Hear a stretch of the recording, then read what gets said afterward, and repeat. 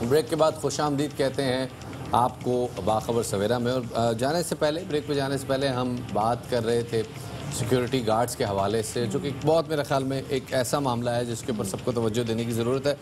अब बताते चलें ख़वातीन और हज़रात आपको कोरोना के हवाले से, कोरोना की सूरत हाल कुछ मुल्क में मैं ये तो नहीं कहूँगा कि बेहतर हो रही है, लेकिन एक अच्छा पहलू ये है कि जो सेहतयाब अफराद हैं उनकी तादाद अब ज़ेर इलाज मरीज़ों से ज़ायद हो गई है। और पाकिस्तान में कोरोना के अब 1,03,722 मरीज ऐसे हैं जो कि ज़ेर इलाज हैं। NCOC के मुताबिक मुल्क में कोरोना से सेहतयाब अफराद की तादाद 1,13,623 हो गई है। और अगर कोविड-19 की जो कोविड पाकिस्तान की जो पेस है उस पर अगर चीज़ें अपडेट होगी शफात, तो क्या नंबर अपडेट? जी जनाब, जो अभी के ताज़ा तरीन आदाद शुमार हैं 3 जुलाई 9:09 पर जो अपडेट किए गए हैं उसके मुताबिक गुज़िश्ता 24 घंटे में मुल्क भर में कोरोना के 4,087 केसेस सामने आए और 22,941 केसेस जो हैं और टेस्ट जो हैं वो किए गए और जांबाग अफराद की तादाद 78 है। बड़े मिलते जुलते आदाद शुमार हैं 2 जुलाई से। प्रिसाइसली अब क्या आदाद शुमार रहेंगे, मेरे ख्याल में अगर वेबसाइट प्रॉपर्ली अपडेट हो जाएगी तो हम प्रॉपर्ली बता सकेंगे, लेकिन आदाद शुमार कमो बेश वैसे ही हैं जैसे गुज़िश्ता रोज़। एग्जैक्टली। और टेस्ट भी कल भी जब हमने 22,000 टेस्ट किए गए थे, आज भी जो टेस्ट कंडक्ट किए, जो पिछले 24 घंटों में टेस्ट कंडक्ट किए गए वो भी 22,000 हैं। और उसके बाद कल भी 4,339 केसेस थे और आज भी एग्जैक्टली समहाउ उसके आसपास ही केसेस की वो तादाद है।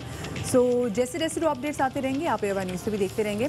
अभी हम आपको बताएं कि कोरोना वायरस फेफड़ों पर वार करने के साथ साथ और क्या क्या ऐसी चीज़ें हैं हमारे जिस्म के अंदर, ऐसे कौन कौन से ऑर्गन्स हैं जिसको मुतासर करता है। अब हम ज़रा इस हवाले से बात भी करेंगे। माहिरीन के मुताबिक कोरोना से शदीद मुतासर होने वाले अक्सर मरीज़ों के एक्सरे से ये बात साबित हुई है कि उनके फेफड़ों पर सफ़ेद धब्बे या वरम पाया गया है और ये दरअसल वो माया है जो फेफड़ों की खाली जगहों पर जमा हो जाता है। जी जनाब, और उसके लिए ये पता लगाने के लिए कि आपके फेफड़ों में पानी, जिसको हम इस आम जुबान में कहते हैं, फेफड़ों में जो पानी जमा हो रहा है ये किस तादाद में है, ख़तरनाक हद में तो नहीं है, क्या आपको हॉस्पिटल जाने की ज़रूरत है या नहीं है, इसका तयन होता है एक्सरे से। और ऐसे कोरोना के वो मरीज़ जिनको सांस की तकलीफ़ है और मुसलसल तकलीफ़ है उनको एक्सरेज रिपीटेडली करवाने चाहिए। लेकिन अनफॉर्चुनेटली कुछ व्हाट्सएप मैसेजेस की वजह से और वो जो व्हाट्सएप पे वॉइस नोट्स आते रहते हैं व्हाट्सएप अंकल्स की वजह से, उससे अब लोगों के ज़हन में शक व शुबहात पैदा होने शुरू हो गए हैं कि जनाब ये एक्सरे करवाना उनकी सेहत के लिए अच्छा नहीं है। क्यों?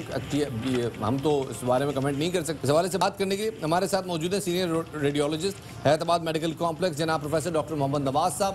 उनको शामिल गुफ्तगू करते हैं। बहुत बहुत शुक्रिया डॉक्टर साहब हमें वक्त देने के लिए। डॉक्टर साहब, ये जो लोगों के जहन में कॉन्सेप्ट अब बन रहा है कि जी एक्सरेज करवाना सेहत के लिए बड़ा नुकसानदेह है, ये कैंसर कॉज करता है, किस हद तक खतरनाक हो सकता है ऐसे मरीज़ के लिए एक्सरे ना करवाना जिसके फेफड़ों में पानी जमा हो रहा है लेकिन वो एक्सरेज नहीं करवा रहा?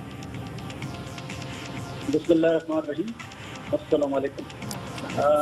जहाँ तक एक्सरे चेस्ट का ताल्लुक है तो इसकी डोज इंतहाई कम है और जब किसी तशखीस के लिए ये किया जाता है तो वंस ट्वाइस और थ्राइस इन लाइफ होता है। ये इतनी ज़्यादा तादाद में नहीं होता और ये फ्रैक्शन ऑफ सेकंड इसकी जो रेडिएशन डोज है बहुत ही कम है और हम ये वेट करते हैं कि whether it is beneficial to the patient और नॉट। तो इस लिहाज से ये इंतहाई अहम है एक्सरे चेस्ट। एक्सरे चेस्ट वैसे भी pre employment, annual checkup, before operation, surgery, तो इन सब में एक्सरे चेस्ट करना पड़ता है। X ray chest is basically shows the health of a patient, it is a mirror of health. तो इसमें जो लंग की डिजीज हैं वो भी हमें ऑब्वियसली नजर आती है। इसके अलावा बाकी बॉडी में जो चेंजेस वगैरह हो रही होती है उसके जो इम्प्रेशन और जो इफेक्ट्स होते हैं वो भी लंग्स पे हमें बहुत क्लियर नजर आते हैं। तो x ray chest is very beneficial, very important. इससे डॉक्टर को मदद मिल जाती है। अच्छा डॉक्टर साहब ये कहेगा बहुत सारे ऐसे बिकॉज इन कोविड-19 if there is a fever, अगर बुखार है और उसके साथ कफ है 2 दिनों से, तो ये जरूर करवाना चाहिए क्योंकि इसकी जो फाइंडिंग्स हैं वो इंतहाई अहम है, न सिर्फ तशखीस के लिए बल्कि follow up. Patient after 3-4 days दोबारा करना पड़ता है, फिर 3-4 डेज के बाद दोबारा करना पड़ता है। हम देखते हैं प्रोग्रेस ऑफ द डिजीज कि वो आगे कम हो रही है या ज्यादा हो रही है। सही, रेगुलरली आपको एक्सरे करवाना चाहिए ताकि जो आपकी जो अंदर की जो सिचुएशन है वो डॉक्टर सही तरीके से उसको रीड कर पाएं। अच्छा डॉक्टर साहब, ये कहेगा कि बहुत सारे कोविड-19 के पेशेंट्स जब वो अपने एक्सरे के लिए जाते हैं तो मोस्टली लोगों के एक ही पर्टिकुलर जगह पे जो फ्लूइड है वो पाया जाता है, तो क्या ऐसी कोई खास वजह है कि एक पर्टिकुलर जगह पे ये सबसे ज़्यादा वायरस मुतासर कर रहा होता है? एक्चुअली ये बहुत ही स्पेसिफिक फाइंडिंग्स होती हैं जो कि कोरोना वायरस की चेस्ट एक्सरे में होती हैं। इस पेशेंट के कोविड-19 पेशेंट के चेस्ट एक्सरे में होती हैं। ये मिड जोन और लोअर जोन और पेरिफेरल एरियाज को इन्वॉल्व करता है और पैचेस ऑफ कंसोलिडेशंस होती हैं इसमें बहुत ही, या तो बिल्कुल ग्राउंड ग्लास अपीयरेंस होती है या पैचेस होते हैं periphery of the lung, specifically in the mid and lower Jones.